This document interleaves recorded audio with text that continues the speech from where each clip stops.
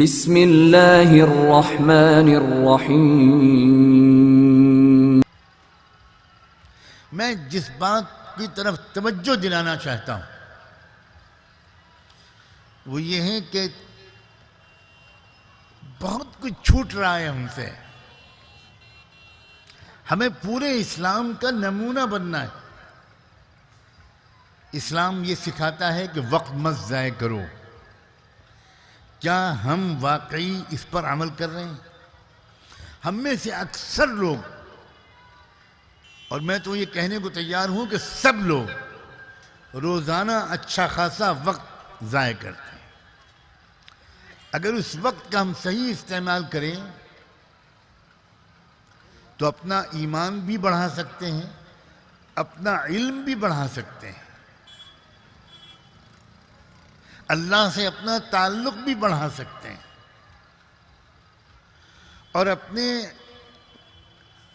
Family میں پیار محبت بھی بڑھا سکتے ہیں، اپنے خاندان اور رشتہ داروں سے اپنے تعلقات اچھے کر سکتے ہیں، اور اپنے ملک کے سماج سے، اپنے پڑوسیوں سے، وہ چاہے مسلمان ہوں چاہے نہ ہوں، انسان ہیں، ہمارے انسانی بھائی ہیں، ہمارے وطنی بھائی ہیں، ان سے اپنے تعلقات بہتر بنا سکتے ہیں، اور پورے سماج کو بہتر بنانے میں ہمارا حصہ لگ سکتا ہے، صرف اس طرح کہ اگر ہم اپنا وقت ضائع کرنا چھوڑ دیں۔ روزانہ ہر شخص اپنے 2-3 گھنٹے ایسے ضرور برباد کرتا ہے جس کا وہ اس سے بہتر استعمال کر سکتا ہے۔ میں روایتی قسم کا بیان نہیں کروں گا، چند باتیں گناؤں گا جن کو بالکل پریکٹیکل زندگی سے جن کا تعلق ہے۔ آج کل کے نئے دور میں گھنٹوں ضائع کرتے ہیں ہم میں سے اکثر لوگ موبائل اور واٹس ایپ میں۔ اتنا دل تاریک ہوتا ہے اور اتنا ہم ترقی سے اپنے کو محروم کرتے ہیں اس کی وجہ سے۔ سمجھدار لوگ اپنے وقت کو ضائع نہیں کرتے، مفید چیزوں میں لگاتے ہیں۔ یہاں تک کہ اگر کسی کے گھر میں تھوڑی پریشانی چل رہی ہے کاروبار کی، روزی روٹی میں کچھ تنگی چل رہی ہے، اور حالات تو زندگی میں آتے ہی ہیں، اور بہت سے لوگ جو دین کے کام میں لگے ہوتے ہیں، مسجد مکتب مدرسے کی خدمت کر رہے ہوتے ہیں، ان کے گھروں میں تنگی ہوتی ہے۔ اب یہ لوگ بھی اور ان کی بیویاں بھی اگر ذرا سمجھدار ہو جائیں تو اپنے وقت کو استعمال کر کے گھر میں بیٹھ کر ایسے کام کر سکتے ہیں اور کر سکتی ہیں جن سے گھر کی روزی روٹی میں جو تنگی ہے وہ دور ہو اور مدد ملے۔ مفید کاموں میں مشغول رہنا یہ خود بہت سمجھداری کی بات ہے۔ ہر وقت نفلیں پڑھتے رہنا اور ذکر کرتے رہنا یہ میں نہیں کہہ رہا ہوں۔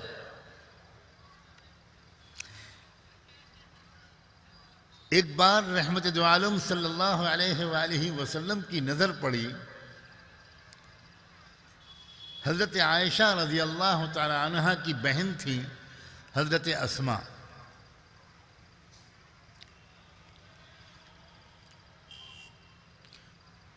وہ کچھ سلائیاں لیے ہوئے کچھ بن رہی تھیں۔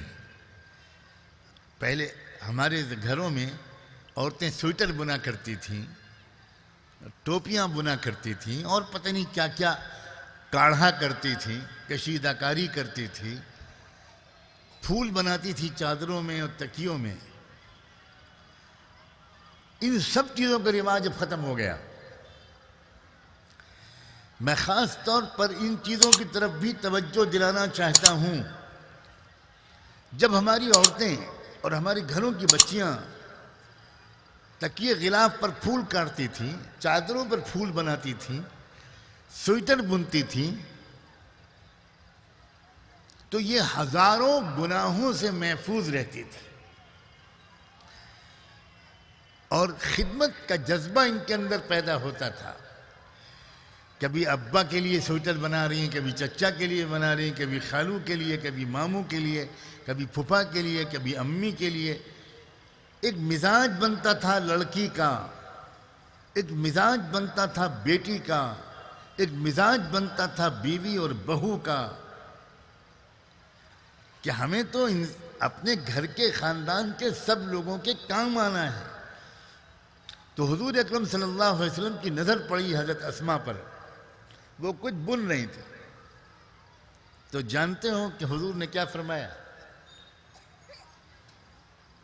وہ نہ تعلیم کر رہی تھی، نہ ذکر کر رہی تھی، نہ مراقبہ کر رہی تھی، نہ نفلیں پڑھ رہی تھی، وہ سویٹر بن رہی تھی یا کچھ بن رہی تھی۔ تو حضور نے پوچھا کیا کر رہی ہو اسماء؟ تو اسماء نے جواب دیا کہ میں فلاں کے لیے یہ بن رہی ہوں۔ اپنے والد ماجد ابو بکر کے لیے کہا، اپنی والدہ کے لیے کہا، یا کس کے لیے کہا؟ تو جانتے ہیں حضور نے کیا فرمایا؟ حضور نے فرمایا جتنا خوش اللہ تعالیٰ کسی مجاہد کے ہاتھ میں تلوار دیکھ کر ہوتا ہے، اتنا ہی خوش تم بچیوں اور عورتوں کے ہاتھوں میں یہ بننے والی سوئی اور سلائیاں دیکھ کر ہوتا ہے۔ اب یہ تربیت ہے، ہمارے گھروں سے نکل گیا یہ رواج، سب کچھ بازار سے خریدنا ہے، گھر میں کام ہی نہیں کرنا۔ اس کے اتنے منحوس نتیجے نکل رہے ہیں کہ جو لڑکی 12، 13، 14، 15 سال کی عمر میں وہ کچھ گھر میں کام کرنے کی عادت نہیں ہوگی جس کی، وہ کل کو جا کر سسرال میں وہ مصیبت بنے گی۔ وہ یہ کہے گی کہ میں اکیلی رہوں گی، میں نہیں رہوں گی آپ کے باپ اور ماں کے ساتھ، میں ساس سسر کی خدمت نہیں کروں گی، مجھے اکیلا رکھیے۔ اس لیے کہ اکیلے رہنے میں کام کم کرنا پڑے گا، کوئی بڑا نگراں بھی نہیں ہوگا، روک ٹوک کرنے والا، اور یہاں سے جھگڑے شروع ہوں گے۔ شوہر کہے گا کہ بھئی میں بوڑھے ماں باپ کو چھوڑ کر نہیں جا سکتا، لڑکی کہے گی کہ نہیں جا سکتے تو مجھے چھوڑ دیجئے، میں جا رہی ہوں میں کہ، اور تماشا شروع ہو جائے۔ کہاں سے شروع ہوا تماشا؟ تماشا وہاں سے شروع ہوا کہ آپ نے ناسمجھی کا ثبوت دیا، ماں نے ناسمجھی کا ثبوت دیا، اور اپنی بچی کو شروع سے خدمت کے کام میں مشغول رہنے کا محبت کے ساتھ عادی نہیں بنایا۔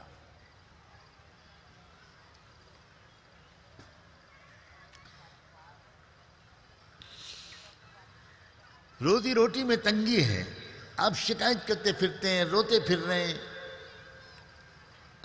ہر دور میں تنگی ہوا کرتی تھی۔ بیویاں کہتی تھیں کہ آپ پریشان نہ ہوں، میں گھر میں بیٹھ کر کپڑے سیوں گی، میں انشاءاللہ پردے کے پابندی کے ساتھ گھر میں بیٹھ کر کپڑوں کی سلائی کروں گی تاکہ کچھ کمائی ہو اور آپ کا کچھ بوجھ بٹے۔ یہ ایک وفادار اور سمجھدار بیوی کی پہچان ہے کہ اگر کسی وجہ سے شوہر کی روزی میں کچھ کمی ہے، گھر کا خرچہ پورا نہیں ہو رہا، تو بیوی ناراض نہ ہو، مایوس نہ ہو، تعویذ گھنٹوں کی طرف نہ دوڑے۔ بیوی اپنے شوہر سے یہ کہے کہ آپ پریشان نہ ہوئیے، میں گھر کا کام بھی کروں گی اور انشاءاللہ کچھ کپڑے سی کر یا ایسا ہی کوئی کام گھر پہ بیٹھ کے کر کے میں آپ کا ساتھ دوں گی۔ میں پاپڑ بناؤں گی، میں یہ بناؤں گی اور وہ بناؤں گی، میں گھر میں اچار بناؤں گی، اس کو مارکیٹ میں پھیلا دیجئے، چند دکانوں پر رکھ دیجئے گا، انشاءاللہ کچھ آمدنی ہوگی اور کام آگے بڑھے گا، پریشان نہ ہوئیے۔ یہ سب وہ لوگ کر سکتے ہیں کہ جن کو وقت کے استعمال کا سلیقہ ہو۔